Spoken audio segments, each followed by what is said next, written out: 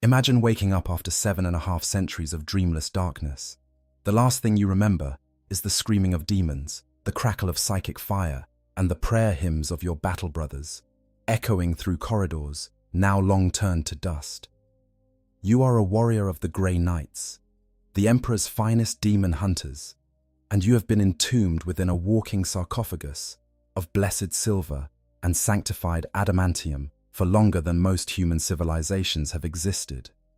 But when your mechanical eyes finally flicker back to life, when your weapon systems hum with renewed power, the first thing you see isn't the sacred halls of Titan or the reverent faces of your chapter's tech marines. Instead, you're staring at a dozen green-skinned Xenos who are currently arguing about whether they should hit you with a wrench or try to sell you for scrap. Welcome to one of the most bizarre and darkly comedic scenarios possible in the grim darkness of the far future. Today, we're exploring what happens when Orks discover a Grey Knight's Dreadnought that has been sleeping for 3/4 of a millennium. This is a collision of two of Warhammer 40,000's most fascinating factions. On one side, we have the secretive, psychically gifted demon slayers, who view being locked in a walking tomb as a burden rather than an honor. On the other, we have the galaxy's most enthusiastic looters, who see every piece of technology as either something to crump with or something to turn into a bigger gun. The contrast couldn't be more stark, and the results are guaranteed to be spectacular. To understand just how wild this encounter would be, we need to appreciate what makes both sides so unique. A Grey Knight's Dreadnought isn't just any walking war machine. These are some of the rarest combat platforms in the entire Imperium. The Grey Knights themselves are already an exceptionally elite force, with only about 1,000 battle brothers in the entire chapter at any given time. Every single one of them is a psyker, a wielder of humanity's most dangerous gift. They are the Imperium's secret weapon against demonic incursions, warriors who have never fallen to chaos in 10,000 years of service. When one of these exceptional individuals suffers wounds so catastrophic that even their enhanced physiology cannot save them, the decision to enter them in a dreadnought is never made lightly. Unlike other Space Marine chapters, where being entombed in a dreadnought is considered among the highest honors a warrior can receive, the Grey Knights view it quite differently. Most battle brothers of the chapter would prefer to die and rest in the cool, quiet tombs beneath their fortress monastery on Titan, their names carved alongside other fallen heroes, their service complete. The idea of continuing to fight for centuries or even millennia, slowly losing touch with their humanity and their memories, is not seen as a reward, but as a necessary sacrifice. Only those who consent to this fate, understanding the burden it represents, are interred. This makes each Grey Knight's Dreadnought not just a weapon, but a warrior who has chosen ongoing service over eternal rest, who has accepted a kind of immortality that is more curse than blessing. These walking tombs are equipped with technology that would make even Mars jealous. The Aegis system, a complex network of protective prayers, psychic wards, and blessed inscriptions, is worked into every centimeter of the Dreadnought's chassis. This isn't just armor, it's spiritual protection made manifest, capable of deflecting not just physical attacks, but the reality-warping powers of chaos itself. The cyber circuitry integrated into the sarcophagus allows the entombed warrior to project their own psychic defenses outward, linking with nearby Grey Knights to create defensive barriers that can withstand demonic assaults that would tear apart lesser warriors. The weapons mounted on these war machines are consecrated instruments of destruction, heavy psi cannons that fire blessed bolts capable of tearing through demonic flesh, assault cannons that roar with righteous fury, and nemesis force weapons that channel the pilot's psychic power into devastating melee attacks. Now contrast this with Orks. These green-skinned Xenos are the galaxy's most successful survivors, despite, or perhaps because of their fundamental lack of sophistication. They are creatures of pure, unbridled enthusiasm, living only for the joy of a good fight and the satisfaction of seeing something explode. Orks are not deep thinkers. They don't contemplate the mysteries of the universe or ponder the nature of existence. What they do understand, with an instinctive brilliance that borders on the supernatural, is how to make things go faster, hit harder, and explode more impressively. This understanding comes from their genetic engineering by the ancient Old Ones, who encoded technological knowledge directly into Ork DNA. Mech boys, the Ork specialists in technology, don't need to study engineering or understand physics. They just know how to build things, the same way a human knows how to breathe. The Ork approach to technology is best described as creative salvage, elevated to a cultural imperative. They will loot absolutely anything. Imperial tanks, Eldar weapons, Tau battlesuits, even the occasional Space Marine vehicle. All of these become raw materials for Ork ingenuity. The process is simple. Find something interesting, hit it until it stops working, take it apart, argue about what the bits do, then bolt it all back together in a configuration that makes sense only to Ork logic. The result is technology that shouldn't work, vehicles held together by spit, rust, and an unshakable belief that red things go faster. And yet, through the collective psychic field generated by Ork belief, through the gestalt power of the WAG, these ramshackle contraptions become devastating weapons of war. So when these two forces meet, when an ancient Grey Knight's Dreadnought that has been sleeping since before some Imperial sectors were even colonized, suddenly finds itself in the presence of Orks who view it as the ultimate looting opportunity, the stage is set for an encounter that is equal parts tragic, terrifying, and absurdly entertaining. The weight of 7.5 centuries. To truly appreciate what this Grey Knight's warrior has endured, we need to understand what it means to sleep for 750 years. This isn't the restful slumber of the mortal races. It isn't even the suspended animation of Space Marine stasis pods, where time passes without awareness. The sleep of a dreadnought is something else entirely, a twilight existence where consciousness doesn't truly cease, but rather fragments into something between awareness and oblivion. The amniotic fluids that fill the sarcophagus are thick as oil and cold as death. They sustain the pilot's broken body, preserving what sound remains of their organic components in a state of arrested decay. These fluids fill the pilot's lungs, becoming their breath, their blood, their entire physical world. The neural connections that link the warrior to the dreadnought systems are never truly dormant. Even in sleep, phantom sensations echo through the interface. The memory of weapons firing, of enemy blood on power fists, of the ground shaking beneath adamantium feet. All of these experiences loop and repeat in the darkness. For a Grey Knight's warrior, this is compounded by their psychic nature. Even asleep, their connection to the warp persists. They are not merely dreaming. They are experiencing the slow tide of psychic energy that flows through all things. The warp touches everything, and a psyker can never truly escape its influence. During those long centuries of darkness, the warrior feels echoes of demonic presence, distant screams from the immaterium that whisper at the edges of perception. These are not threats, not direct assaults that the Aegis system would deflect, but rather the background radiation of a universe where chaos exists. It's like hearing music from a distant room, never quite clear enough to identify, but constant enough to prevent true rest. The dreams, when they come, are fragments. A corridor on some forgotten ship, slick with blood that might be red or might be something else entirely. The face of a battle brother, mouth open in a war cry that produces no sound. The sensation of falling, endlessly falling, through darkness that has texture and weight. These fragments repeat, loop, recombine into new configurations that make no narrative sense, but carry emotional weight that is undeniable. Fear, rage, determination, sorrow, all experienced in isolation, disconnected from the events that originally spawned them. Centuries pass in the darkness, and with each passing year, the warrior loses a little more of what they were. Faces of battle brothers fade from memory at first. It's just minor details.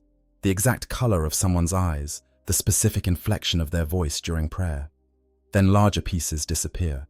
Names become uncertain. Were they Brother Matthias or Brother Matthias? Did they fall at the Battle of Crying Angels or the Siege of Wailing Dark? The details blur, merge, become interchangeable. The names of worlds they fought to defend become fuzzy and indistinct. Planets that once held significance, where millions of lives hung in the balance, where the warrior made choices that saved or doomed entire populations. These become abstract concepts rather than concrete memories. There was a world with two suns, the warrior remembers, and they fought on its surface against something terrible. But was it two suns or two moons? Was the enemy demonic or merely corrupted? Did they win that battle or merely survive it? The answers slip away like sand through fingers made of thought. Even the specific details of why they were interred. The battle that broke their body beyond repair. These memories erode like sandstone under an eternal wind. There was pain, certainly. Agony so complete that it transcended physical sensation and became something spiritual, a tearing of the soul from its moorings. There was the moment of choice, the apothecary's gentle voice asking for consent, the terrible knowledge that to say yes was to accept a fate that might be worse than death. But the details? The specific events that led to that moment? Lost, dissolved, scattered across 750 years of darkness like ashes on a solar wind. This particular Grey Knight's Dreadnought has been sleeping since a time when the current Imperium would seem almost unrecognizable. 750 years ago, entire subsectors that are now war zones were peaceful. Warlords, who are now legendary, were not yet born. Technology that is now considered ancient was cutting edge. The pilot, whose name was spoken with reverence when they were first interred, may not even remember that name anymore. What remains is purpose, duty, and the fundamental identity of being a weapon against chaos. Everything else has been consumed by the long night. The psychological toll of such extended hibernation is almost impossible to comprehend. Human minds are not designed for this kind of existence. Even space marine minds, enhanced and conditioned though they are, begin to fracture under the weight of centuries. Some dreadnoughts wake from their slumber confused, believing they are still fighting battles from millennia past. Others wake in a state of barely controlled rage, their personalities eroded down to pure warrior instinct. The most tragic cases wake and find that they cannot remember why they fight at all, only that they must. Grey Knight's dreadnoughts face additional challenges. Their psychic abilities, which in life allowed them to channel the Emperor's light against the darkness of chaos, become unpredictable after extended dormancy. The careful mental disciplines required to wield psychic power safely can degrade over centuries of disuse. When finally awakened, some Grey Knight's dreadnoughts find that their once precise psychic abilities have become wild and uncontrolled, requiring careful retraining before they can be deployed effectively. The technology itself degrades in subtle ways. Psychic circuits that once responded instantly to the pilot's thoughts now lag by microseconds. Targeting systems calibrated for enemies and weapons that no longer exist in their original forms require updating. The Dreadnought's machine spirit, that fragment of artificial intelligence or genuine spiritual presence that inhabits all complex Imperial technology, has been alone for centuries. It too has changed, become strange and unpredictable in its isolation. Most chapters that use dreadnoughts have strict protocols for awakening these ancient warriors. Tech Marines approach the sarcophagus with reverence and caution. Chaplains stand ready to help the awakened warrior reconnect with their purpose and identity. Apothecaries monitor biological systems for signs of catastrophic failure. The process can take hours or even days, with the Dreadnought gradually brought back to full consciousness while their systems are checked and recalibrated. But what happens when there are no tech marines, no chaplains, no careful protocols? What happens when a Dreadnought that has been lost and forgotten for over 7 centuries is awakened not by the careful ministrations of their chapter, but by the enthusiastic tinkering of Orks who have absolutely no idea what they've just found? Discovery in the darkness. The derelict ship had been drifting through the void for longer than anyone could calculate. It might have been an Imperial transport once, or perhaps a cargo hauler, or even a military vessel. After centuries of exposure to the warp's corrupting influence, to micrometeorite impacts, to the slow degradation of systems never meant to survive this long, its original purpose had become academic. Now it was just another piece of space debris, one of countless millions that littered the galaxy's ancient trade routes. Except this particular piece of debris had something very interesting in its hold. The Ork fleet that stumbled across the derelict was itself a ramshackle affair, a collection of looted Imperial ships, cobbled together Ork cruiser hulls, and what appeared to be 3 separate space hulks that had been crudely welded together and painted with a cheerful skull and crossbones motif. The fleet belonged to Warboss Graka Ironfist, a particularly successful Bad Moons warlord who had accumulated enough teeth, the Ork currency, to outfit his entire warband with the best looted gear that scrap and violence could provide. When the Ork sensors, which worked primarily because the Orks believed they should work, detected the derelict, the response was immediate and enthusiastic. Any ship, no matter how damaged, represented potential loot, and loot was the second best thing in the universe right after a good fight. Often, Orks could get both at the same time, which is why they were always so cheerful about boarding actions. The boarding party that breached the derelict's hull was led by a big mech named Bosgrot, who had earned his position through a combination of mechanical genius, brutal violence, and an uncanny ability to make things work that by all rights should have exploded immediately. Bosgrot was unusual among Orks in that he actually thought before hitting things, though not by much and not for very long. He was accompanied by a mob of about 30 boys, all eager to find something worth fighting or looting, and preferably both. The interior of the derelict was a nightmare of twisted metal and frozen corpses. The atmosphere had leaked away decades or perhaps centuries ago, leaving everything in a state of perfect preservation. Bodies floated in the corridors, their faces frozen in expressions of terror or agony, their blood crystallized into ruby clouds that caught the light from the Orks' crude spotlights. But Orks aren't bothered by such things. Death is just part of life, and these particular dead things weren't about to start a fight, so they weren't very interesting. What was interesting was the massive cargo bay in the ship's center, which had somehow maintained a partial atmosphere and minimal power. Emergency lights flickered in patterns that suggested failing systems barely clinging to functionality. And there, secured to the floor by maglocks that had fused shut over the centuries, stood something that made even Bosgrot stop and stare. It was roughly 12 feet tall, humanoid in shape, but utterly unlike anything living.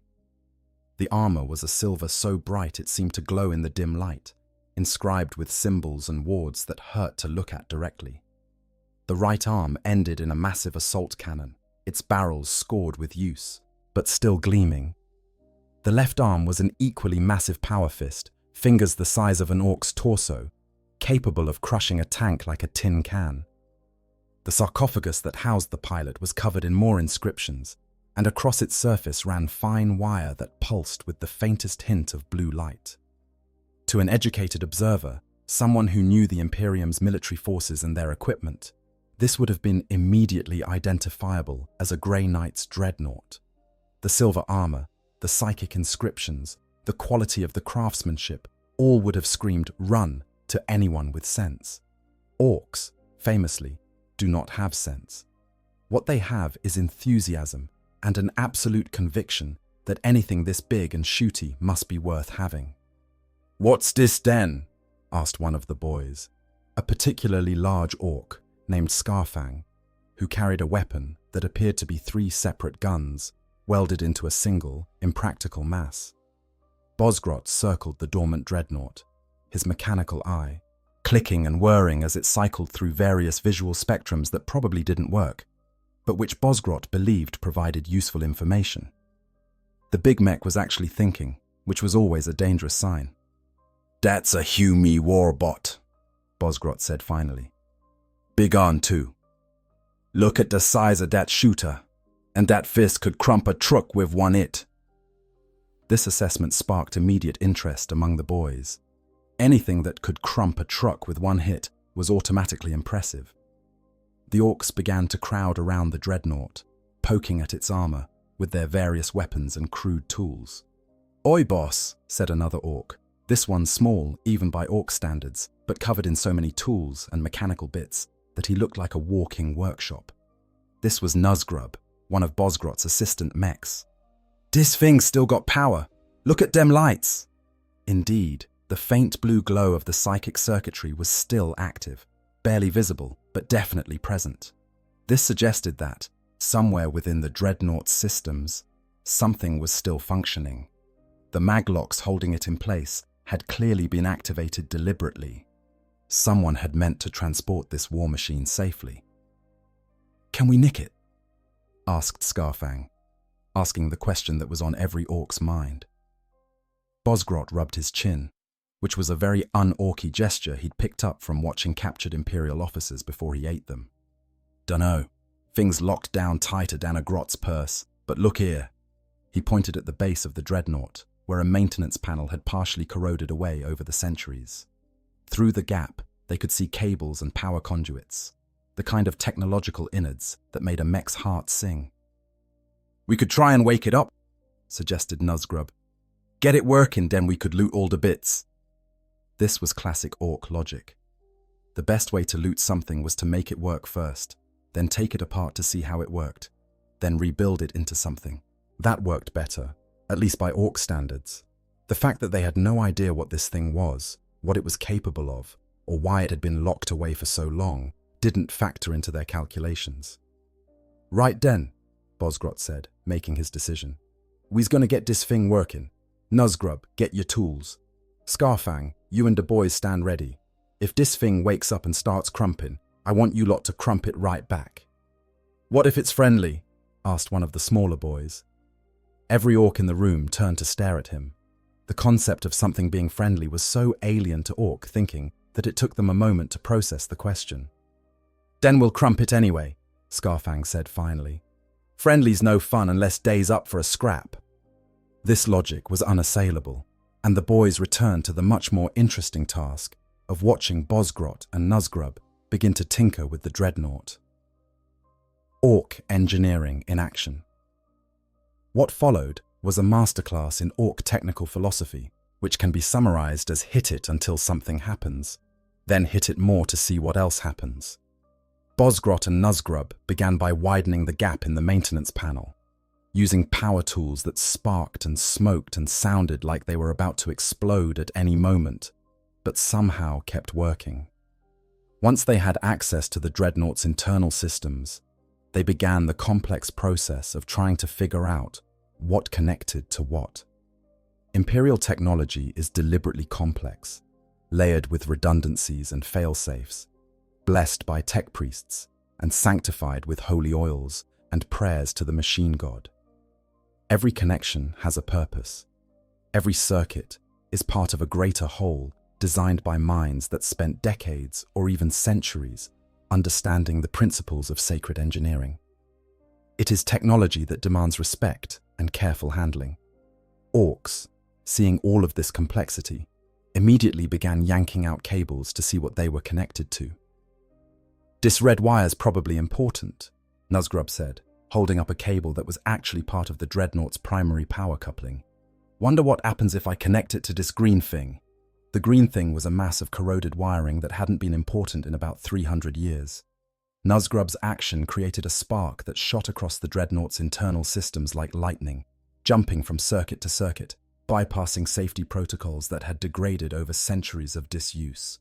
Emergency power routines that were meant to kick in only in the direst circumstances suddenly activated. Backup systems that had been dormant began to hum with renewed life. Deep within the sarcophagus, something stirred. "Oi, boss," said one of the watching boys. "Something's happening." He was right. The blue glow of the psychic circuitry was getting brighter, pulsing in rhythms that seemed almost like a heartbeat. The assault cannon mounted on the Dreadnought's right arm made a grinding sound as its mechanisms attempted to cycle for the first time in centuries. Frozen lubricants cracked and flowed. Ancient targeting systems flickered to life, and somewhere, deep in the Dreadnought's core, a reactor that had been barely ticking over for 750 years began to power up properly. "Keep going," Bosgrot urged. "We's waking it up." Nuzgrub, emboldened by success, began connecting more cables at random. This was actually, through pure Ork luck, exactly the right approach. The Dreadnought's awakening protocols had been designed with specific sequences in mind, carefully calibrated procedures that were meant to be followed in exact order. But centuries of degradation had corrupted these protocols. What the systems needed was the kind of random power surge that could bypass broken pathways and force dormant circuits to activate. Ork engineering, for all its apparent chaos, was providing exactly that. Inside the sarcophagus, the warrior who had been sleeping for so long began the slow, agonizing process of returning to consciousness. It started with sensation, the feeling of the amniotic fluids around what remained of their body. Then came sound, the grinding of mechanisms, the clang of Ork tools against metal, voices speaking in a language that the warrior's enhanced mind immediately identified as Orkish. Then came sight, as optical feeds that had been dark for centuries suddenly flooded with light and information. The targeting systems came online with a clarity that shocked even the Dreadnought's ancient spirit. After so long in darkness, after so many years of degradation, the sudden influx of visual data was overwhelming. Auto-targeting reticules appeared. Friend or foe identification systems attempted to categorize what they were seeing. Tactical assessments began to compile based on threat profiles that were 750 years out of date. And what those systems saw, through visual feeds that were slowly adjusting to the dim light of the cargo bay, were Orks. Lots of Orks. Orks that were currently elbow-deep in the Dreadnought's internal systems, yanking out cables and arguing about whether the blue wire or the yellow wire would make a better explosive. The warrior inside tried to remember, tried to recall the last moments before the long sleep. There had been demons, that much was clear. The echoes of demonic screams still rang in their enhanced memory. And there had been a battle, a desperate fight in corridors filled with warp fire and the stench of corruption. They remembered their battle brothers falling, remembered the moment when something impossibly strong had caught them, broken them, left them shattered on the ground. They remembered the apothecaries arriving, remembered the cold certainty that they would die. And they remembered the choice, the terrible choice, to continue serving rather than finding rest. But then, nothing. Just darkness, and the slow erosion of memory, and dreams that might have been real or might have been the fevered imaginings of a mind trying desperately to make sense of sensory deprivation measured in centuries. How long had it been? The Dreadnought's chronometer supplied an answer, but it was clearly wrong. 750 years? That couldn't be right. That would mean that everyone they had known, every battle brother who had stood beside them, every tech priest who had maintained their Dreadnought shell, all of them would be dead, dust, their very bones turned to ash and scattered across the surface of Titan. 750 years. The number hung in the Dreadnought's consciousness like a weight, crushing and inescapable. 750 years of darkness. 750 years of lost time. 750 years while the galaxy moved on without them. And now, waking to find Orks treating their sacred war machine like a particularly interesting pile of scrap metal. The warrior's first coherent thought, filtered through centuries of training and the iron discipline that had allowed them to survive as a Grey Knight for so long, was simple and direct. This will not stand. The assault cannon began to spin up. The moment, everything changes.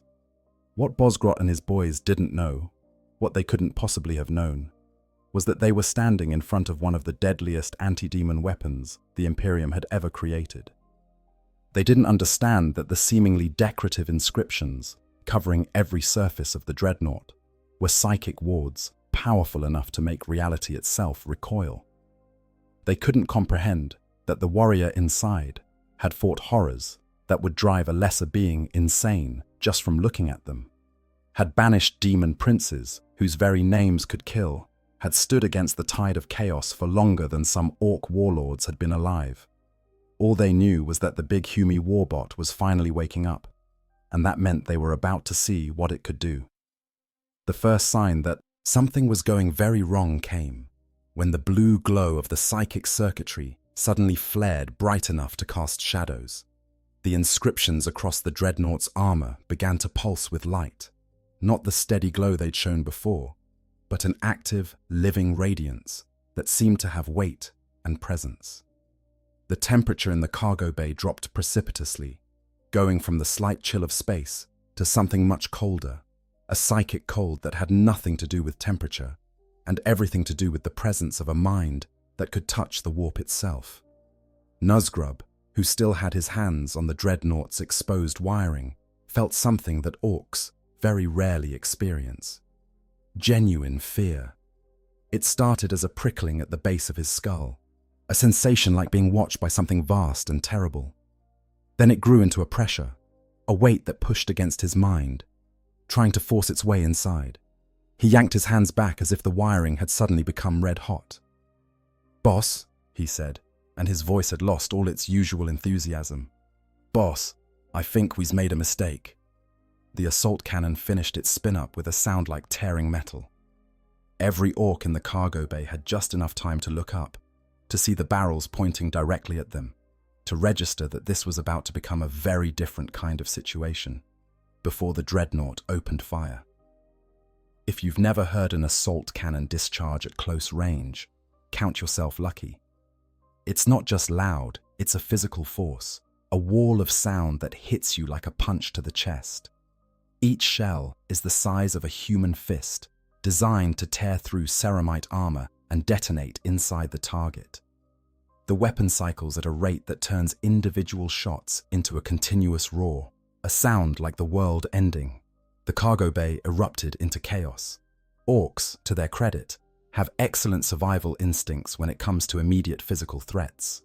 The moment the assault cannon started firing, every Ork in range threw themselves in whatever direction seemed least likely to get them killed.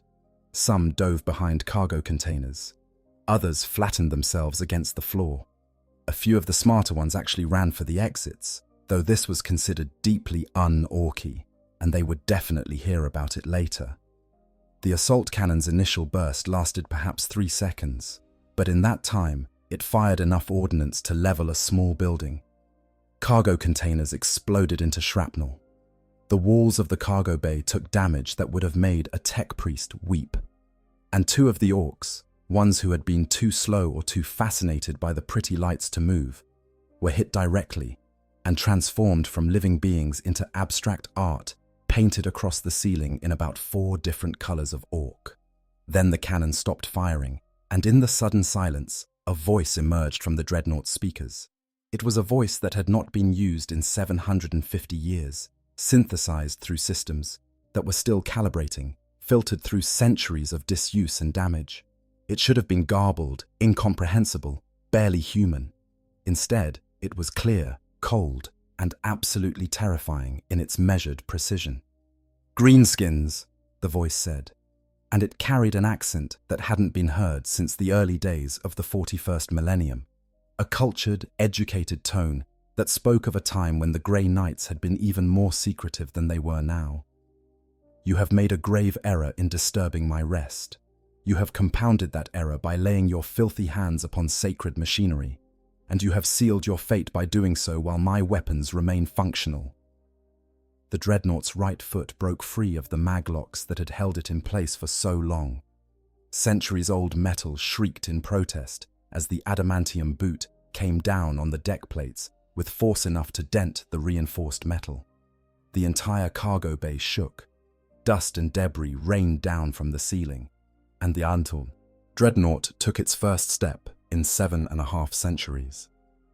By the authority of the Ordo Malleus, by the command of the God Emperor himself, and by the traditions of my chapter, I hereby declare you Xenos scum in extreme violation of imperial law.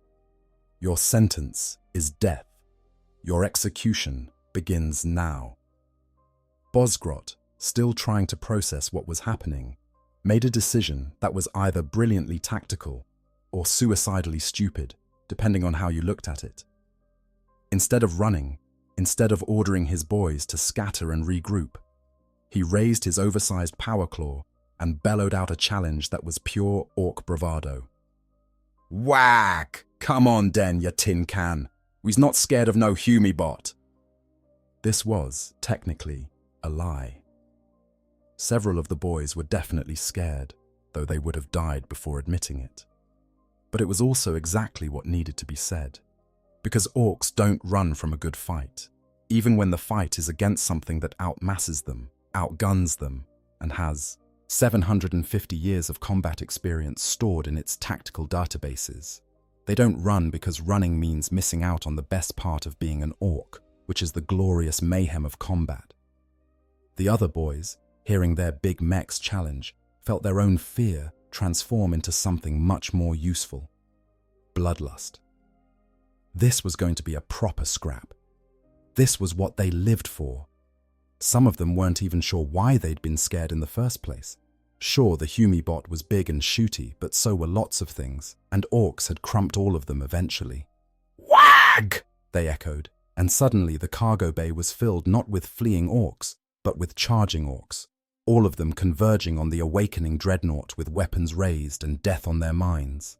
The Dreadnought, for its part, responded exactly as 750 years of training and experience dictated. The assault cannon tracked to the largest concentration of orcs and fired again. The power fist came up in a guard position, its energy field crackling to life with a sound like a thunderclap. And deep within the sarcophagus, the warrior who had been the Grey Knight's finest demon hunter began to remember what it felt like to fight. The difference between fighting demons and fighting orcs is substantial. Demons are beings of pure malevolence, creatures whose very existence violates the natural order. They fight with powers drawn from the warp itself, with weapons that cut reality as easily as flesh, with abilities that can drive mortals insane just from witnessing them. Fighting demons requires not just physical prowess, but mental fortitude, psychic power, and an absolute, unwavering faith in the Emperor's protection. Orcs, by contrast, are wonderfully straightforward. They charge at you with obvious weapons, shouting obvious battle cries, trying to hit you with obvious attacks. They don't try to corrupt your soul or twist your mind or offer you false bargains in exchange for damnation. They just want to crump you, and they're very honest about it. In some ways, this makes them easier opponents. In other ways, it makes them much, much harder, because you can't psychically banish an orc back to the warp from which it came. You have to kill every single one of them, and there are always more of them than you expect. The Dreadnought's tactical assessment updated rapidly as the orcs charged. 31 combatants, down from the original 33 thanks to the assault cannon's opening salvo.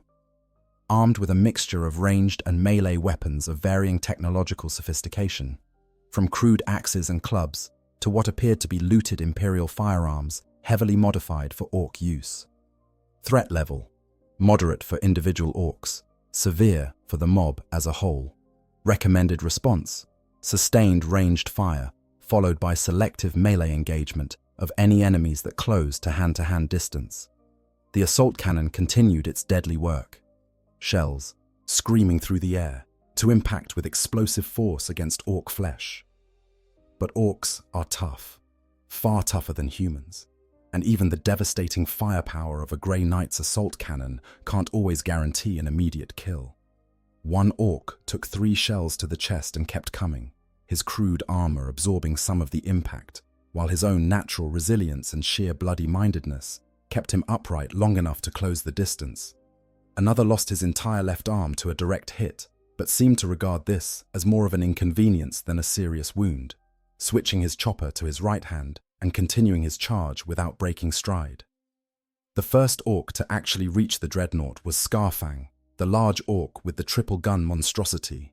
He came in swinging, his chopper crackling with barely controlled energy, aiming for what he assumed would be a weak point in the Dreadnought's knee joint. It was actually a terrible tactical decision. The Dreadnought's legs were among the most heavily armored components, but Scarfang didn't know that and wouldn't have cared if he did. The chopper connected with the Dreadnought's shin, and to Scarfang's credit, it actually scored the blessed silver armor. For a fraction of a second, he felt triumph. Then the Dreadnought's power fist came down like the wrath of the Emperor made manifest, and Scarfang discovered that there are some fights even an orc can't win.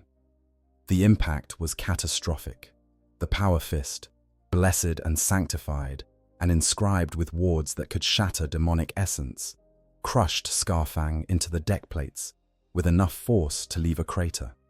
The orc's body simply ceased to exist in any meaningful sense, transformed from a living being into a stain of organic matter spread across approximately 10 square meters of metal. This did not discourage the other orcs. If anything, it made them more enthusiastic. "The big un got Scarfang!" shouted one orc. "That means his loot's up for grabs!" Several orcs immediately altered their attack vector to grab Scarfang's triple gun before anyone else could claim it, resulting in a brief but violent scuffle that the Dreadnought exploited by cutting down 3 more orcs with sustained assault cannon fire. Bosgrot, watching this chaos with the eye of someone who actually thought about tactics, realized several things very quickly. First, direct assault wasn't working. The Humi warbot was too tough, too well armed, and apparently piloted by someone who actually knew how to fight. Second, his boys were going to keep charging anyway, because that's what orcs did, and trying to stop them would be like trying to stop a river with his hands. Third, and most interesting, the warbot wasn't moving as smoothly as it should be. There were hesitations in its movements, moments where it seemed to pause, as if calibrating, as if remembering how to do something it hadn't done in a very long time. That meant it was vulnerable. Maybe not to direct assault, but to something else. "Nuzgrub!" Bosgrot bellowed over the sound of gunfire and dying orcs. "Get your grot helpers and start looking for that thing's power cables. We's gonna unplug Dazogga." It was, by orc standards, a brilliant plan.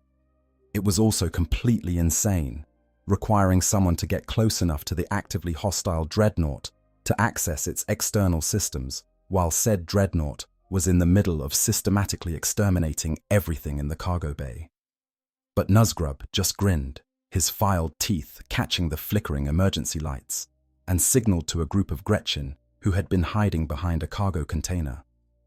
Gretchen, the smaller cousins of orcs, are not brave. They are, however, very good at following orders when the alternative is being used for target practice. And they are exceptionally skilled at getting into places that larger beings can't reach. When Nuzgrub pointed at the Dreadnought and made it clear that he wanted those power cables accessed, the Gretchen understood that they had 2 choices: try to do what the mech wanted, or get tossed at the Dreadnought as a distraction. They chose the former, while the main mob of orcs continued their suicidal assault, drawing the Dreadnought's fire and attention. The Gretchen scuttled around the edges of the cargo bay, using shadows and cover to approach from angles the Dreadnought's targeting systems weren't prioritizing. They carried crude tools, lengths of wire, and a complete lack of understanding about what they were about to attempt. All they knew was that the big mech wanted them to pull out some cables, and pulling out cables was something they could do. Inside the sarcophagus, The warrior was beginning to feel something they hadn't felt in centuries. Fatigue. Not physical exhaustion. The body that remained to them was beyond such concerns. But mental strain, the cognitive load of processing combat, while simultaneously trying to remember things that had been eroded by time, while trying to reconcile what their senses told them with what their memory insisted should be true. The orcs they were fighting moved wrong. Not just tactically wrong, but fundamentally wrong. The warrior remembered orcs, remembered fighting them during... When had it been? The memories were hazy, disconnected, but those orcs had been crude, savage, but also somehow less organized than these. These orcs had better weapons, better tactics, and they were working with what appeared to be genuine technological expertise from the mech boys coordinating them. 750 years. 750 years for orc culture to evolve, for their technology to improve, for new generations to learn from the failures of the old. The warrior had fallen asleep fighting one iteration of the greenskin menace and woken to find a new, more sophisticated threat. The assault cannon clicked empty. The warrior's mind, still fuzzy from centuries of disuse, took a fraction of a second longer than it should have to process this. A fraction of a second was all the orcs needed. "Now!" Bosgrot roared, and the remaining orcs surged forward in a mass, abandoning any pretense of tactics in favor of pure, overwhelming aggression. The power fist lashed out, catching an orc who got too close and sending him flying across the cargo bay to impact wetly against the far wall. The Dreadnought's left leg crushed another orc who tried to climb up its back. But there were too many of them, and the warrior inside was still adjusting to being awake, still fighting through the fog of centuries to remember how to coordinate multiple weapon systems and movements simultaneously. And then, because the universe has a sense of humor darker than the void between stars, 3 Gretchen reached the Dreadnought's external power coupling at exactly the same moment, grabbed what looked like important cables, and pulled. The warrior had approximately 0.3 seconds to realize what was about to happen before the Dreadnought's secondary power systems catastrophically failed. The lights within the sarcophagus went dark. The assault cannon's feed mechanism stopped mid-reload. The power fist's energy field sputtered and died. And the Dreadnought, 750 years old, woken from sleep by orc tampering, assaulted by greenskins who had no idea what they'd found, stood frozen in the middle of the cargo bay, its systems scrambling to reroute to backup power that had degraded over the centuries into uselessness. Inside the suddenly dark sarcophagus, the warrior who had fought demons and survived, who had been chosen for the highest calling of the Grey Knights, who had accepted an eternity of service rather than the peace of death, had a moment of absolute clarity. "I'm about to be looted by orcs," they thought. "The Emperor, forgive me." Then backup power kicked in, but too slowly, far too slowly, and the orcs were already climbing all over the Dreadnought's frame, their crude tools biting into sacred armor, their voices raised in triumphant wag bellows that made the cargo bay ring like a bell. Bosgrot reached the Dreadnought's sarcophagus, looked at the inscriptions covering it, shrugged, and began trying to pry it open with his power claw. "Let's see what's inside this thing," he declared, and for the first time in 750 years, the Grey Knight's warrior knew true despair. A battle unlike any other. When backup power finally stabilized, bringing the Dreadnought systems back online, the warrior inside discovered that approximately 37 seconds had passed. 37 seconds during which orcs had swarmed over every surface of their war machine like particularly violent ants, trying to dismantle it with tools, weapons, and in at least one case, their bare hands. 37 seconds during which Bosgrot had gotten the sarcophagus about 3% open, far enough to see the amniotic fluids within, but not far enough to actually access the pilot. 37 seconds that felt like an eternity. The power fist reactivated with a surge that sent blue lightning dancing across its surface. The Dreadnought's first action was to activate its emergency dispersion protocols, a defensive system designed to clear away demon spawn that had gotten too close. What it actually did was release a pulse of psychic energy that, while not harmful to most beings, was extremely uncomfortable for anyone touching the Dreadnought's hull. The Orks felt it as a sensation like being stabbed with invisible needles everywhere at once. Most of them released their grips and fell back, shaking their heads and making noises of confusion and discomfort. A few of the stupider ones tried to hold on and were rewarded with what can only be described as the psychic equivalent of a cattle prod to the brain. "What was that?" demanded one Ork, rubbing his head vigorously. "That was a proper crumpin'. That's what that was," muttered another, looking at the Dreadnought with new respect. The warrior inside used the momentary reprieve to assess damage. The assault cannon had been jammed by an Ork stuffing a chopper into the barrel. Apparently, he'd thought this would make the gun shoot harder. The power fist's actuators had taken damage from sustained impacts. The external power coupling was completely destroyed, which meant they were running on internal reserves that were, according to the diagnostic readouts, critically low. And perhaps most concerning, the sarcophagus's seals had been compromised. Not enough to be immediately fatal, but enough that the amniotic fluids were starting to leak. The tactical situation was, in technical terms, completely buggered. But the warrior had not survived 750 years by giving up when things got difficult. They had survived because they were a Grey Knight, and Grey Knights did not know the meaning of surrender. Even locked in this metal tomb, even outnumbered and damaged, even fighting, an enemy they could barely remember facing, they would do their duty. The power fist came down on the nearest group of Orks with pile-driver force, crushing 3 of them and scattering the rest. The Dreadnought's Vox speakers activated again, and this time the voice that emerged had an edge to it, a fury that came from centuries of pent-up frustration finally finding a target. "You want to see what's inside this sarcophagus? You want to loot this sacred war machine? Then come closer, greenskins. Let me show you exactly what the Emperor's finest look like when you've pushed them too far." The Dreadnought charged. Now, Dreadnoughts aren't known for speed. They're massive, lumbering war machines designed for sustained firepower and brutal melee combat, not for rapid maneuvers. But what they lack in agility, they make up for in momentum. When several tons of blessed adamantium and sanctified ceramite start moving, they don't stop easily.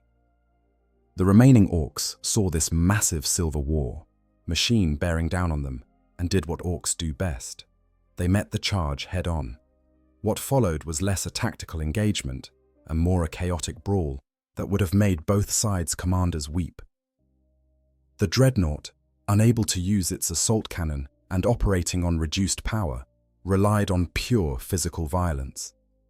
The power fist crushed Orks with methodical precision, each swing calculated by targeting systems that were finally, after those 37 seconds of recalibration, working at close to optimal efficiency. The Dreadnought's feet became weapons, stomping down on Orks who got too close, leaving green craters in the deck plates. The Orks, for their part, swarmed the Dreadnought from all angles, their strategy based less on tactics and more on the principle that if you hit something enough times, eventually it breaks. Choppers sparked against blessed armor. Shooters blazed away at point-blank range, their crude ammunition ricocheting off ceramite plating that had been designed to withstand demon-forged weapons. One particularly brave or stupid Ork actually climbed onto the Dreadnought's back and started trying to crowbar open the access panels, apparently having decided that the best way to win was to just reach in and pull out the important bits. Bosgrot, watching this absolute chaos, was experiencing something unusual for an Ork. He was thinking strategically. Yes, the straight-up fight was fun, and yes, several of his boys were having the time of their lives, but this wasn't sustainable. They'd already lost more than half their numbers, and the Humi warbot showed no signs of slowing down, despite being damaged and running on backup power. "Nuzgrub!" he bellowed, ducking under a wild swing from the power fist. "Get more grots! We need to get inside that thing and pull out the pilot." This was, perhaps, the first time any Ork had ever expressed interest in the Dreadnought's pilot, rather than just the machine itself. Usually, Orks only cared about the technology, the guns, the armor, the things they could loot and repurpose. But Bosgrot had realized something important. The machine was being controlled by someone, and if they could get to that someone, they could stop the machine. It was almost disappointingly rational for an orc. Nuzgrub, who had been busy trying to hit the Dreadnought's knee joint with a wrench, immediately understood what Bosgrot wanted. The sarcophagus had already been partially opened, those 3% that Bosgrot had managed before backup power kicked in. If they could get it the rest of the way open, they could grab the pilot, pull them out, and then they'd have both a functioning war machine and whatever poor Humi was inside it.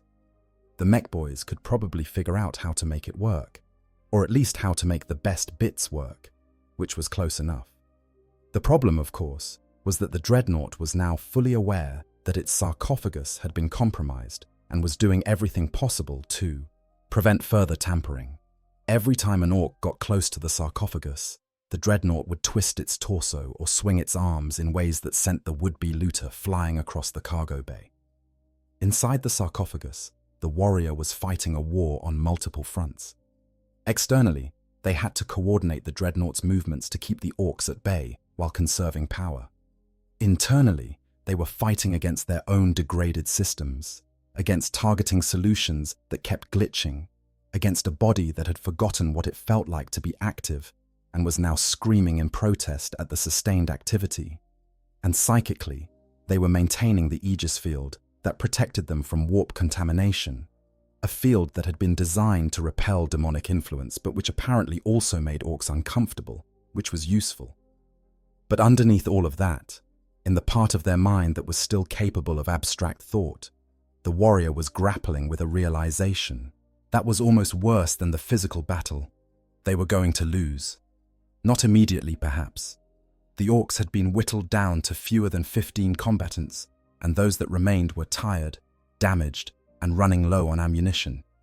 But the warrior was also damaged, running on backup power that wouldn't last more than another few minutes, and fighting in a body that had been dormant for 750 years. The Dreadnought's machine spirit, roused from its own slumber, was doing its best, but even it was struggling with systems that had degraded beyond optimal functionality. If this had been demons, the warrior would have known what to do. Demons could be banished, their essence sent screaming back to the warp from which they came. Demons could be countered with psychic wards, with holy words, with the invocation of the Emperor's name. But orcs were physical beings, material creatures that couldn't be dispelled or banished. They could only be killed, one by one, until none remained. And the warrior wasn't sure they had the power to kill them all. The moment of self-doubt lasted perhaps 3 seconds, which in combat is an eternity. In those 3 seconds, an orc with a particularly long pole managed to wedge it into the gap Bosgrot had created in the sarcophagus. In those 3 seconds, Nuzgrub finally got his crude power drill through the external armor plating and into the Dreadnought's primary servo connections. And in those 3 seconds, the warrior inside made a decision. If they were going to fall, they would fall as a Grey Knight. They would fall fighting, with every weapon at their disposal, holding nothing back. They would show these greenskins what it meant to face one of the Emperor's chosen warriors, even one who had been sleeping for 750 years. The psychic reserves that the warrior had been carefully conserving, holding back in case they needed them for emergency power or defensive wards, were suddenly released. The Aegis field that had been a passive defense became an active weapon, psychic energy manifesting as visible blue fire that wreathed the Dreadnought's frame. It didn't do direct damage. Grey Knight's psychic powers were calibrated for demons, not physical Xenos, but it was bright and impressive, and absolutely terrifying to look at. "Zog me!" shouted one of the orcs, shielding his eyes from the sudden glare. "Dahumi's on fire!" The Dreadnought's vox speakers crackled to life one last time, and the voice that emerged was different from before. Where previously it had been cold and measured, now it carried weight, the accumulated authority of 750 years of service, of battles fought across countless worlds, of an unwavering faith that had never faltered. "I am Brother Sergeant Alaric Veritas of the Grey Knight's Third Brotherhood. I have fought at the gates of eternity. I have stood in the presence of greater demons and lived. I have held the line when lesser warriors would have broken. And I will not fall to a mob of green-skinned savages who think to loot what is sacred to the Emperor himself." The words were a psychic battle cry as much as a verbal one, resonating in the warp in ways that even orcs could feel. It was a declaration of identity, a defiant roar against the darkness, and a final curse against those who would see him fall. Bosgrot, hearing this, felt something he'd only felt a few times in his long and violent life: respect. This wasn't just a war machine. This was a warrior, someone who had chosen to continue fighting long past the point where most beings would have given up. Someone who, even now, damaged and outnumbered and running on fumes, was still trying to win. It was, Bosgrot thought, really quite sad that they were going to have to scrap him. "Sorry, Humie," the big mech said, raising his power claw, "but that's a nice suit of armor you got, and we's gonna take it. Nothing personal." He brought the power claw down, on the sarcophagus's seal, and this time, with the Dreadnought's defenses weakened and its power reserves nearly depleted, the seal cracked. Amniotic fluid began to leak out in earnest, carrying with it the cold, preservative smell of centuries-old medical chemicals. Brother Sergeant Alaric Veritas, Grey Knight, Demon Hunter, warrior of the Emperor, felt his world beginning to fail around him. And in the final moments before consciousness fled, he sent out a psychic pulse, a distress signal that rocketed out into the void, carrying with it his identity, his location, and a simple message: "I am fallen, but I die as I lived, in service to him on Terra." Then the darkness came, and with it, silence. The aftermath. What the Orks found: the amniotic fluids drained from the sarcophagus with a wet, gurgling sound that made even the Orks pause. Bosgrot, his power claw still embedded in the seal he'd just cracked, peered into the gap he'd created, his mechanical eye whirring as it tried to make sense of what he was seeing. What lay within the sarcophagus was not what most beings would call a body. The figure suspended in the remaining fluids was more cybernetic than organic, a nightmare of surgical alterations and mechanical integration that had transformed a space marine into something that could interface with the Dreadnought systems. Cables ran directly into what remained of the spine. Neural sheaths covered most of the skull. What little flesh was visible was pale, almost translucent, preserved by the fluids, but clearly not meant to exist outside of them for any length of time. But what drew the eye, what made even Bosgrot hesitate, were the scars. Not physical scars, though there were plenty of those, but psychic scars, visible even to orc eyes as strange discolorations in the air around the body. Marks that suggested this warrior had been exposed to things that left wounds beyond the physical. "Is Dahumi dead?" asked one of the orcs, poking at the Dreadnought's, now still frame, with his chopper. Nuzgrub checked some readings on a device he'd cobbled together from what appeared to be an alarm clock and several pieces of wire. "Nah, still got a pulse. Faint, but it's there. Thing's in some kind of sleep mode." This sparked immediate debate among the surviving orcs. They'd lost nearly 20 boys to this encounter, which was a significant number even by orc standards where losses were expected and accepted. The question now was whether the loot had been worth the casualties. On one hand, they had a Dreadnought, or at least the pieces of one. The armor was damaged, but still impressive. The weapons, while currently non-functional, could probably be repaired, or at least stripped for parts. The psychic circuitry was utterly beyond orc understanding, but was clearly valuable.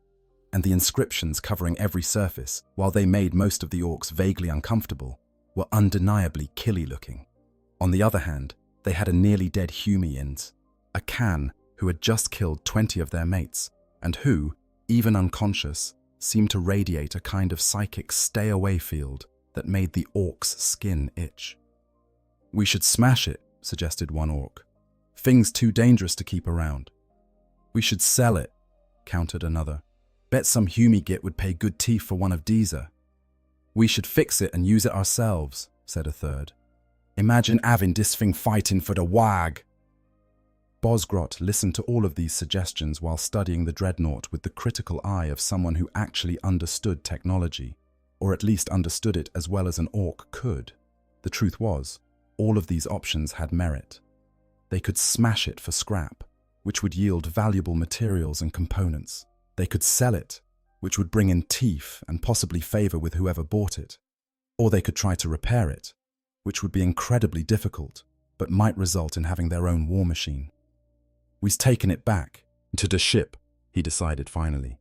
"The boss'll want to see this, and besides, I want to figure out how it works before we decide what to do with it." This was, by Ork standards, an incredibly measured response. Most war bosses would have made a snap decision and stuck with it regardless of consequences. But Bosgrot hadn't survived as long as he had by being impulsive. Well, not completely impulsive. He was still an Ork, after all. The process of moving the Dreadnought back to the Ork ship was complicated by the fact that it weighed several tons and was currently very much not cooperative. In the end, they had to use a combination of mag clamps, crude pulleys, and what appeared to be a system of wheels stolen from various Imperial vehicles. The Dreadnought's machine spirit, still semi-conscious despite the pilot's unconscious state, made the entire process more difficult by activating random systems at inopportune moments. At one point, the assault cannon's feed mechanism suddenly started cycling, causing 3 Orks to panic and dive for cover before they realized it wasn't actually loaded. When they finally got the Dreadnought secured in the cargo bay of Bosgrot's own ship, a converted Imperial frigate that the Orks had renamed the Rusty Fang, despite it being neither particularly rusty nor having any obvious fangs, Bosgrot immediately set to work examining his prize. The big mech spent the next 3 days taking the Dreadnought apart, one system at a time, trying to understand how it worked. He documented nothing, because Orks don't believe in documentation, but he did tell anyone who would listen about his discoveries, which was the Ork equivalent of peer review. He discovered that the psychic circuitry was linked to the pilot's nervous system in ways that seemed impossible. Connections so fine and delicate that even touching them wrong could cause catastrophic failure. The wiring was smaller than anything he'd seen before, threads of precious metals woven together, in patterns that hurt to look at too closely. When he tried to trace one circuit's path, he found it looped back on itself in ways that violated every principle of Ork engineering, which admittedly weren't very strict principles, but still. It was like someone had taken the concept of wire goes from here to there and decided to interpret it as creatively as possible. He discovered that the armor plating wasn't just thick, but was layered with materials he couldn't identify, substances that seemed to absorb energy in ways that made no sense. He hit it with a hammer, which was his go-to diagnostic technique, and the hammer bounced off without leaving a mark. He hit it harder, using his power claw, and managed to scratch it, but the scratch sealed itself over the next few hours, as if the metal was healing. He tried shooting it with a shooter, and the rounds just flattened against the surface or ricocheted off at odd angles. Most frustrating was when he tried to cut off a sample to examine more closely. He used his plasma cutter, a tool that could slice through tank armor like it was made of paper, and it took him 10 minutes of sustained cutting to remove a piece the size of his thumbnail. And even then, the piece grew uncomfortably hot in his hand, as if objecting to being separated from the whole. He discovered that the weapons, while similar to Imperial designs he'd seen before, were actually far more sophisticated, with targeting systems that could apparently track things that weren't even visible. He tested this by having one of his grots run around the cargo bay while the Dreadnought's targeting system, connected to a power source but not the pilot, tracked his movement. The grot was fine, physically, but complained afterward that he'd felt funny, like something was watching him real close.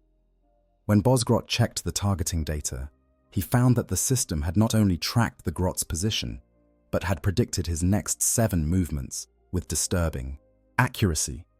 The assault cannon, once he'd cleared the obstruction and done some basic maintenance, was a work of art. Or it would have been, if Orks appreciated art. The feed mechanism alone was more complex than most Ork weapons in their entirety, with multiple redundancies, jam prevention systems, and what appeared to be a basic machine spirit that could adjust the rate of fire based on target type and range.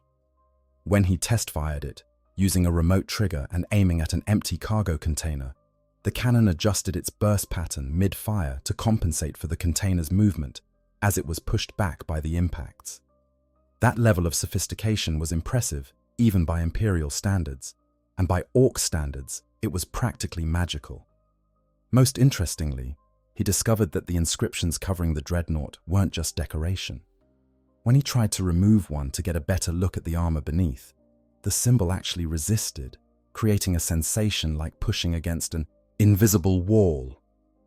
It wasn't a physical barrier. Bosgrot could push through it if he tried hard enough, but it was definitely there, a kind of psychic pressure that made his brain itch. When he finally forced it off, using a combination of his power claw and sheer bloody-mindedness, the Dreadnought's systems suffered a minor power fluctuation, as if the symbol itself had been part of the machine's functionality. The severed symbol fell to the deck and crumbled to dust within minutes, as if it couldn't exist independent of the greater whole it had been part of.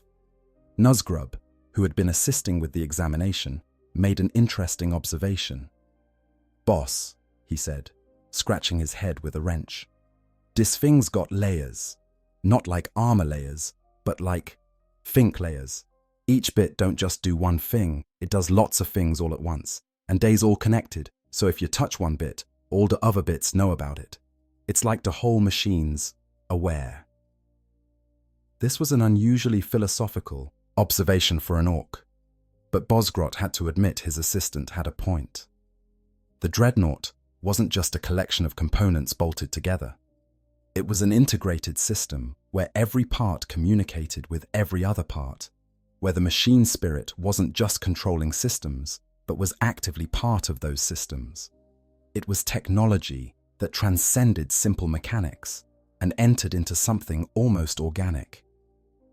"This thing's not just a war machine," Bosgrot reported to Warboss Graka when the Warboss finally came to see what all the fuss was about. "It's something else. Something weird.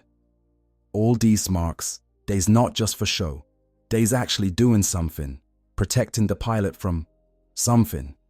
Can't figure out what."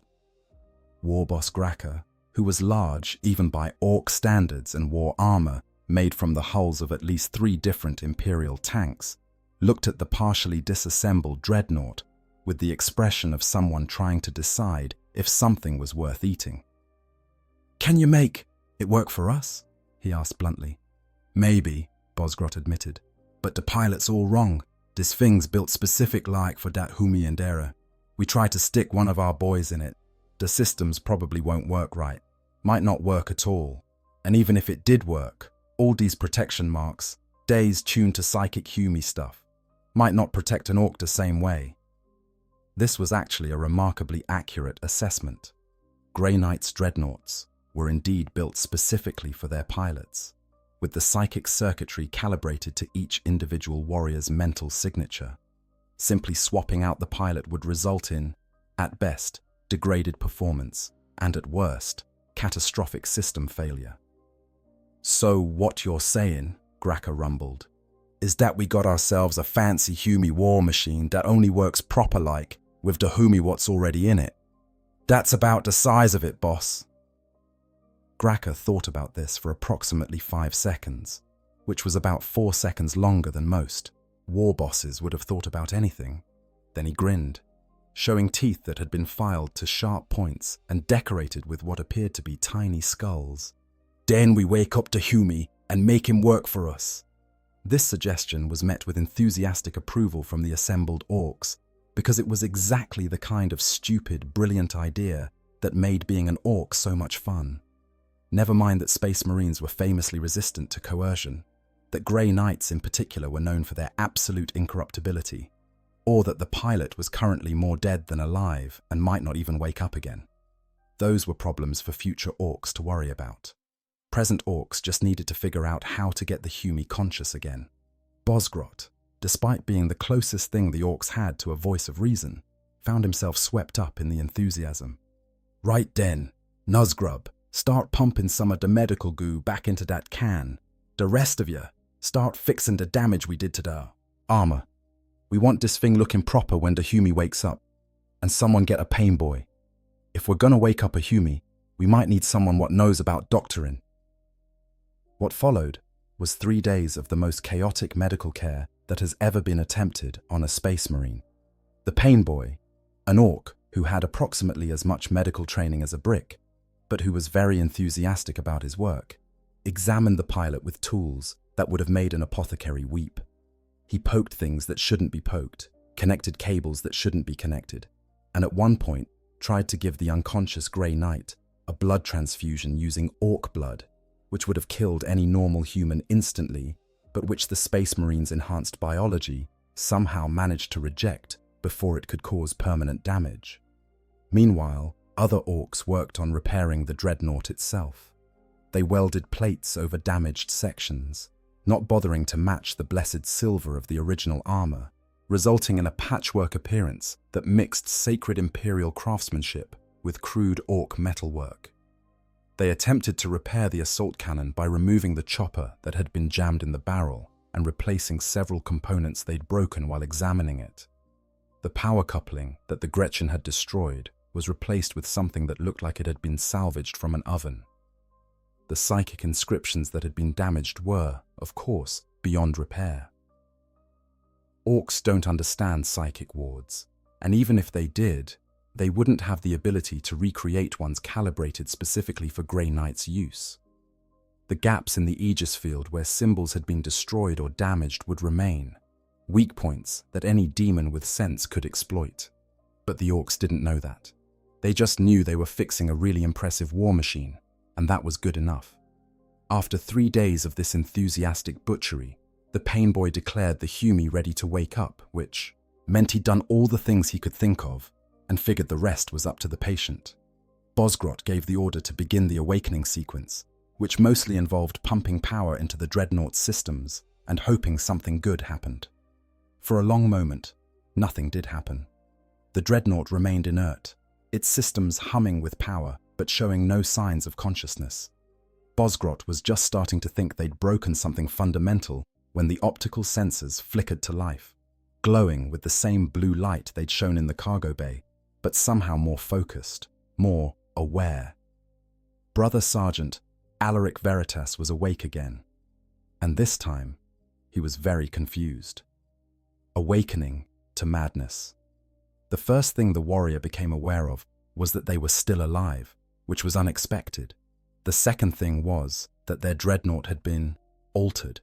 The sensory feedback from the war machine's systems was wrong, subtly off in ways that suggested unauthorized modifications.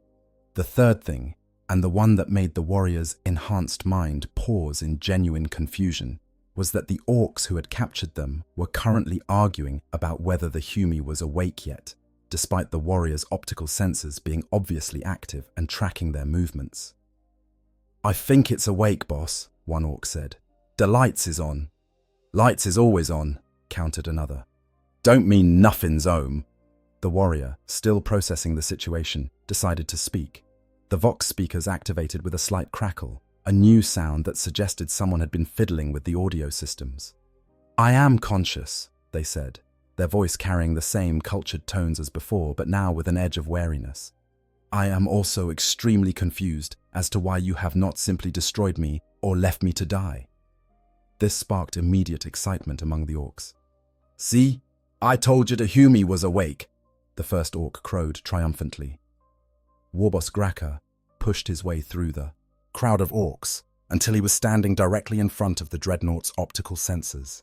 He crossed his massive arms, the servos in his armor whining with the movement, and grinned. "All right, Humi. Here's the deal. You's got something we want, and we's got something you need. You work for us, we keep you alive. You don't work for us, we turn you into scrap. Simple as." The warrior processed this for exactly 0.3 seconds before responding. "Absolutely not." "Thought you might say that," Graka said, still grinning. "But think about it. You's been asleep for..." "Oi, Bosgrot. How long did you say? 750 years, boss. Right, 750 years. Your lot probably thinks you's dead. Even if they don't, they ain't found you yet, which means they's not looking very hard.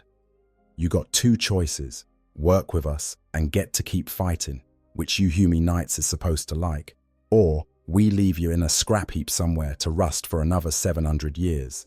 Your choice. The warrior was silent for a long moment, processing this information with the kind of careful analysis that had kept them alive for centuries of demon hunting. The Orks' logic was infuriatingly sound, if you ignored the part where serving greenskins was a complete violation of everything the Grey Knights stood for. But the Ork was also right, that the alternative was grim. If they refused, the Orks would dismantle the Dreadnought and leave the pilot to die slowly, as their life support failed. If they cooperated, they would at least remain active, remain conscious, and potentially find a way to escape or signal for rescue. But cooperating with Xenos, serving them even temporarily, was such a fundamental betrayal of their oaths that the warrior wasn't sure their conditioning would even allow it. The Grey Knights were not just elite warriors. They were the incorruptible, the pure, the ones who had never fallen. Every battle brother who entered the chapter did so knowing that they would face temptations that would break lesser beings. Demons would offer power, promise knowledge, whisper lies that sounded like truth. And through it all, through 10,000 years of warfare against the enemies of reality itself, not one Grey Knight had ever turned traitor. And now, here, in the darkness of a cargo hold light years from Titan, the warrior was being asked to make a choice that felt like a different kind of corruption. Not the dramatic fall to chaos, not the soul-destroying embrace of the ruinous powers, but something more insidious, a practical compromise, a temporary alliance, a recognition that survival sometimes required bending principles that should be absolute. The conditioning fought against the idea. Deep in the warrior's psyche, embedded through decades of psycho-indoctrination and reinforced through centuries of service, was the absolute certainty that Xenos were the enemy.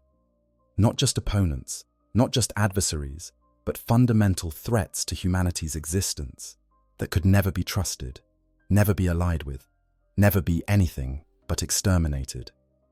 The thought of serving Orks, even under duress, even temporarily, triggered responses that felt almost physical despite the warrior's lack of a functional body. Revulsion, disgust, an almost overwhelming urge to refuse regardless of consequences. But layered over that conditioning was something else. 750 years of isolation had done things to the warrior's mind, had worn away certain certainties while reinforcing others. The absolute faith in the Emperor remained unshaken. The commitment to fighting chaos had, if anything, grown stronger during those dark centuries. But the specific details of how that fight should be conducted, the rigid adherence to protocols and procedures that governed Grey Knight's conduct, these had become more flexible, more open to interpretation. In the darkness of sleep, the warrior had dreams, fragmented, incoherent, but recurring with enough regularity to suggest meaning. In these dreams, the warrior fought not as a Grey Knight, but as something else, a lone crusader, disconnected from chapter and battle brothers, making choices based not on doctrine but on immediate tactical necessity. Sometimes the warrior fought alongside strange allies, beings that shouldn't exist or shouldn't be trusted. Sometimes the warrior fought alone, a silver beacon in endless darkness. But always, always, the warrior fought. And now, waking to find themselves in this impossible situation, the warrior wondered if those dreams had been preparation, or perhaps warning, or perhaps simply the mind's way of processing the horror of isolation, of being cut off from everything that had once given existence meaning and purpose. "I have sworn oaths," the warrior said finally. "Oaths to the Emperor, to my chapter, to humanity itself. These oaths do not permit me to serve Xenos forces, regardless of circumstance." "That's nice," Graka said, pulling out a massive wrench and tapping it against the Dreadnought's armor, in a way that was clearly meant to be threatening. But I ain't asking you to betray nothing. I'm just asking you to fight. You's a fighter, right? That's what you was built for. Well, we got lots of fighting coming up. Humies, spiky humies, pointy ear gits, maybe some of them bug things. You help us crump them, we keep you in one piece. Everyone's happy. It was, the warrior realized, a genuinely tempting offer, which made it even more insidious. The Ork was offering them the one thing that dreadnoughts were designed for: combat. The chance to fight again, to put their skills to use, to be something other than a broken warrior in a metal shell waiting for the darkness to claim them. But it was also a trap. Once they started fighting for the Orks, where would it end? Would they find themselves battling against Imperial forces? Against other space marines? Against perhaps even other Grey Knights who came searching for their lost brother? The warrior was still processing these impossible choices when Bosgrot stepped forward, his mechanical eye whirring as it examined the dreadnought's current state. "Look, Humie," the big mech said, his tone surprisingly reasonable for an Ork. "I knows you's got your principles and all that, but think about this. You's been fixed up by Orks. That means some of your systems is now part Orky. That Aegis thing you got, it's got gaps in it. Your power coupling's made from an oven. Your assault cannon's got a bit of a shooter stuck in the feed mechanism.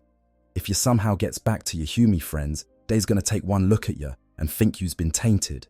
They might not even take you back." This was psychological warfare, pure and simple, and it was devastatingly effective.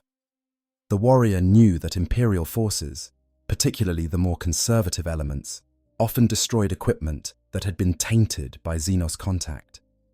The idea that their own chapter might view them as compromised simply because Orks had repaired their dreadnought was not just plausible, it was probable. And the Orks knew it. They might be crude, might be savage, but they weren't stupid. They understood leverage, understood how to find someone's weak point and exploit it. "You don't have much time to decide, Humie," Graka said, his grin widening. "We's got a scrap coming up in about 3 days. Big one, lots of fighting. You's either with us or you spare parts. What's it gonna be?" The warrior, feeling the weight of centuries pressing down on them, feeling the isolation of being alone among enemies with no hope of rescue, made a decision that they knew they would regret for whatever remained of their existence. "I will fight," they said slowly, "but I will not betray the Imperium. If you send me against Imperial forces, I will refuse. If you attempt to use me against humanity, I will self-destruct. And when I am finally rescued, or when I die in combat, whichever comes first, I will ensure that every Ork who laid hands on my war machine is hunted down and destroyed. Are these terms acceptable?" Graka laughed, a booming sound that made the cargo bay echo. "Wouldn't have it any other way, Humie. We got ourselves a deal." And just like that, a Grey Knight's dreadnought entered into a temporary alliance with Ork raiders, a situation so absurd that it couldn't possibly last, but which would lead to some of the strangest battles the sector had ever seen. The implications of the impossible. In the vast, uncaring expanse of the galaxy, events like these happen more often than anyone might think. Ancient warriors wake from centuries of sleep. Orks loot things they shouldn't. Temporary alliances form between forces that should be eternal enemies.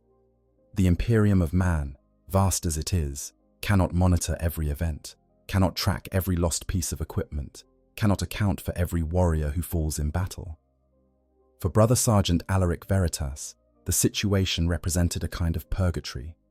They were active, conscious, fighting as they had been designed to do, but serving those who should be enemies. The Orks, for their part, found themselves with a weapon unlike anything they'd ever possessed before a war machine piloted by someone who actually knew tactics, who could coordinate fire support, who could analyze battlefield situations with a clarity that Orks simply didn't possess. The first battle they fought together was against a Chaos warband, attempting to raid an Imperial mining world. The Orks wanted the mining equipment.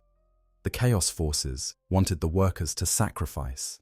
The warrior, permitted to fight against the forces of Chaos without violating their agreement, threw themselves into the battle with an enthusiasm that startled even the Orks. It was strange, watching an Ork warband coordinated by someone who understood military doctrine. The Orks charged as they always did, but they charged from angles that made sense, that exploited the enemy's weaknesses. The warriors' assault, cannon, now functioning if somewhat unreliably, provided suppressing fire that actually suppressed. The Power Fist crushed Chaos Marines with the kind of precision that came from centuries of training.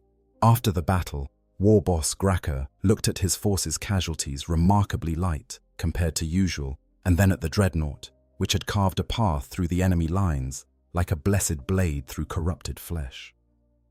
"Humi," he said thoughtfully, "I think this might actually work out." The warrior didn't respond, but deep within the sarcophagus, Alaric Veritas wondered the same thing, and found the thought more disturbing than any demon they had ever faced. Because the worst corruption is not the corruption that twists you into something evil. It's the corruption that makes you comfortable with compromise, that makes the unthinkable start to seem acceptable, that slowly erodes your principles until you no longer remember what you were fighting for. And in the darkness of their metal tomb, surrounded by enemies, fighting battles for those who should be foes, the warrior began to understand a new kind of horror. Not the horror of demons or chaos or death in battle, but the horror of forgetting who you were supposed to be. The broader context, a universe of strange encounters. The story of a Grey Knight's Dreadnought falling into Ork hands is unusual, certainly, but it's far from unique in the context of the Warhammer 40,000 universe. The galaxy is vast beyond comprehension, containing millions of worlds, billions of warriors, and countless opportunities for the bizarre and unexpected to become reality. History is full of similar tales, stories of ancient warriors waking in strange circumstances, of Xenos and humans finding themselves in temporary alliances, of honor and duty becoming complicated by the realities of survival. Consider the case of ancient Barcus of the Ultramarines, who sacrificed himself during an Ork invasion of Espandor, or Bjorn the Barsigeho, fell-handed, who has been awakened from his slumber only in the most dire of circumstances over his 10,000-year existence, each time to find a galaxy more strange and terrible than the one he left. Or the countless unnamed dreadnoughts who have fallen in battle, been recovered by forces other than their own chapters, and whose fates remain unknown. The Imperium's records are filled with gaps, with lost-in-action notations, with warriors who simply vanished during the chaos of war and were never recovered. Not all of them died. Some, like Alaric Veritas, found themselves in circumstances no one could have anticipated. Some fell into the hands of enemies who saw them as tools to be used rather than threats to be destroyed. And some made choices, terrible choices, between death and dishonor, between ending their service and compromising their principles.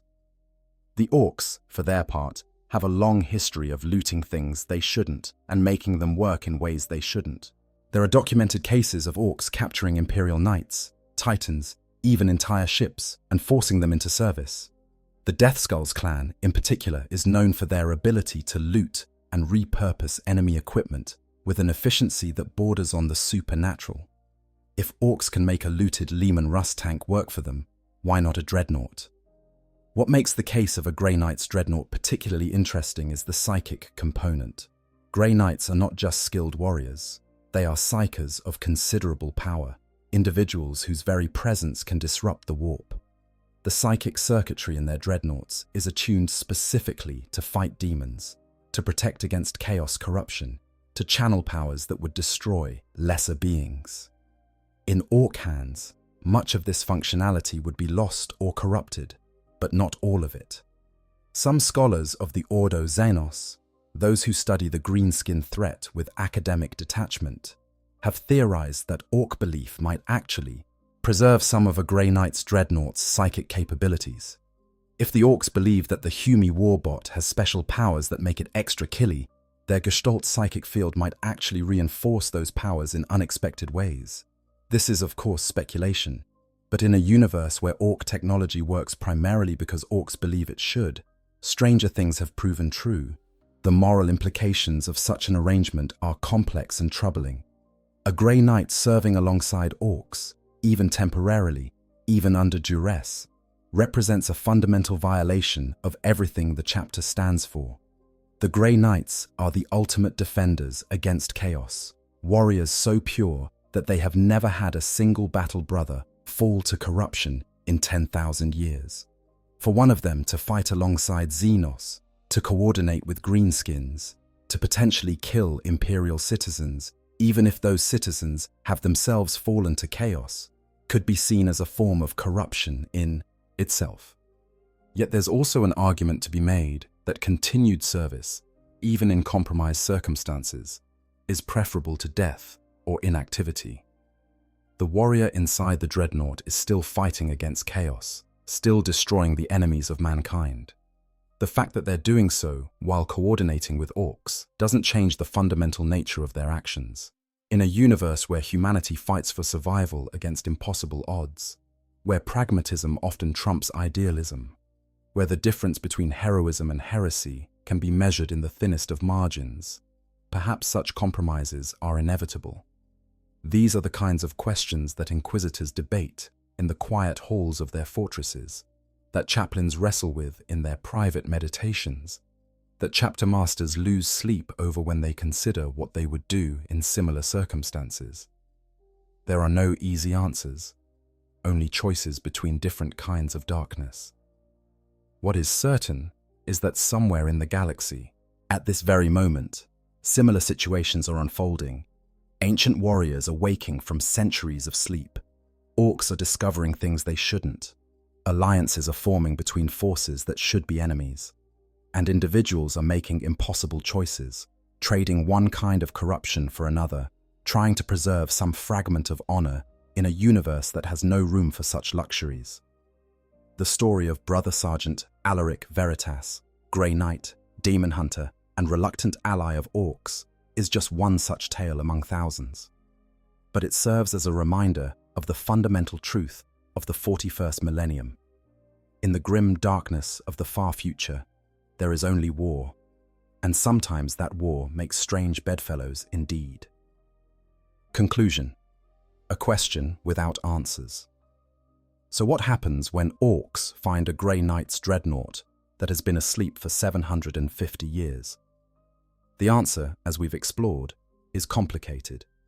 It's a collision of cultures, a meeting of forces that should never interact, a scenario that highlights both the absurdity and the tragedy of the Warhammer 40,000 universe. For the Orks, it's a victory, a prize beyond price. They've captured a war machine that can actually teach them things, that can coordinate their naturally chaotic fighting style into something approaching tactical brilliance. They've gained a warrior who, despite being their prisoner, brings capabilities they could never develop on their own. And they've done it all through the application of Ork logic, which says that if you hit something enough times, eventually you'll figure out how it works. For the Grey Knight, it's a nightmare scenario wrapped in an impossible choice, continued existence, but at the cost of everything they stand for. The ability to fight, but alongside those who should be enemies. Consciousness and purpose, but purchased with compromise and collaboration. It's the kind of situation that would break a lesser warrior. And even for a Grey Knight, tested and proven beyond all doubt, it represents a burden that may prove impossible to bear. And for the Imperium, should they ever learn of it, it represents a crisis of identity and principle. What do you do when one of your finest warriors, an individual who has given everything in service to the Emperor, makes a choice that seems to violate every oath they've sworn? Do you condemn them for compromising with Xenos? Or do you recognize that in a universe this vast and terrible, sometimes survival requires making choices that would be unthinkable in easier times? The truth is that we'll never know how this story ends. Brother Sergeant Alaric Veritas, if they exist, if this scenario has played out somewhere in the vastness of the galaxy, may still be fighting alongside Warboss Gracker's forces. Or they may have found a way to escape, to return to their chapter, to face judgment for their actions. Or they may have fallen in battle, their broken form finally finding the peace that had been denied them for so long. The galaxy is too vast, history too fragmented, for us to say with certainty. What we can say is that this scenario, absurd as it may seem, is entirely possible within the context of the Warhammer 40,000 universe. It's a universe where the strangest things can happen, where ancient warriors sleep for centuries, where orcs loot anything they can get their hands on, where the lines between heroism and horror blur until they're almost indistinguishable. It's a universe where a Grey Knight's Dreadnought could wake from 750 years of sleep to find themselves surrounded by greenskins, and where the choices they make in that moment could define the remainder of their existence. It's a universe where even the Emperor's finest can find themselves in situations that have no good solutions, only choices between different kinds of wrong. And it's a universe where, despite all of this, duty and honor still matter, even when honoring them becomes the hardest thing imaginable. If you've enjoyed this exploration of one of Warhammer 40,000's most bizarre possible scenarios, please consider liking this video and subscribing to the channel. There are countless other stories waiting to be told in the grim darkness of the far future, tales of warriors and xenos, of ancient technology and stranger encounters, of the moments when the universe reveals itself to be even more complicated than we imagined. The Emperor protects, they say, but sometimes protection comes from the strangest places, and sometimes survival requires accepting help from those who should be enemies. In a galaxy where there is only war, stranger things have happened than a Grey Knight and an Orc war boss finding common ground, however temporarily, however reluctantly. And that, perhaps, is the most terrifying thing of all.